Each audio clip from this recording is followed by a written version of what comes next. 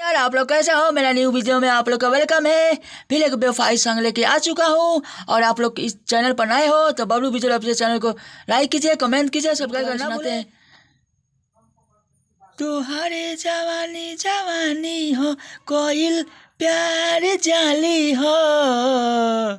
यहाँ दो बार गाना है। तुम्हारे जवानी जवानी हो कोयल तो प्यार जाली हो। ती हमारा के नहीं भूला पोइबे हमरा देहल निशानी याद करबे। तोरा दिल के आशिकी पागल हो, तोरा मरद से मिली वादा हो। तोरे दिल के आशिकी पागल हो, तोरा मरद से मिली वादा हो। तोरा जवानी जवानी हो कोइल तो प्यार जाली हो। ते हमारा के नहीं भूला पोइबे हमरा देहल निशानी के याद करबे। तोरा दिल के आशिकी पागल हो, तोरा मरद से मिली वादा हो। यह मुखरा था, दो बार गाना है। चलिए आंसर वन सुनाते हैं आप लोग के।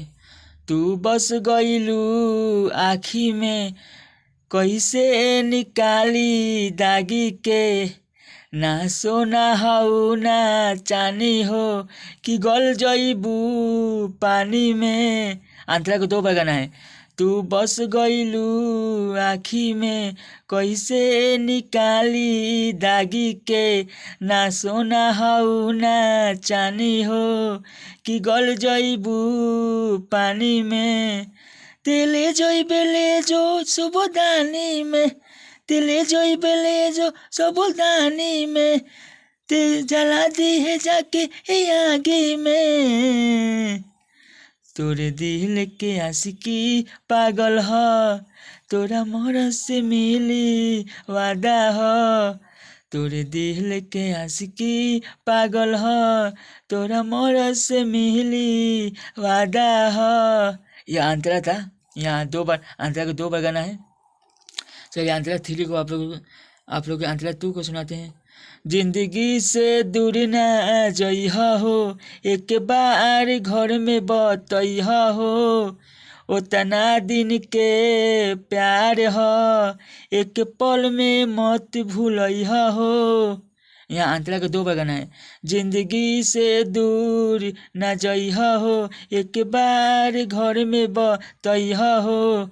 उतना दिन के प्यार हो, एक पल में मत भूलइहा हो।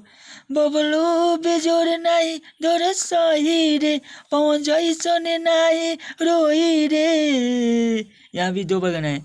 बबलू बेजोर नहीं दौर सही रे, पवन जैसन नहीं रोई रे। तोरे दिल के आशिकी पागल हो, तोरा मरद से मिली वादा हो। तोरे दिल के आशिकी पागल हो, तोरा मरद से मिली वादा हो। इसका सॉन्ग को आप लोग को मस्त लगा तो लाइक कीजिएगा, कमेंट कीजिएगा, सब्सक्राइब करना ना भूलें। और चलिए आप लोग को अगला वीडियो में आप लोग का वेलकम रहेगा।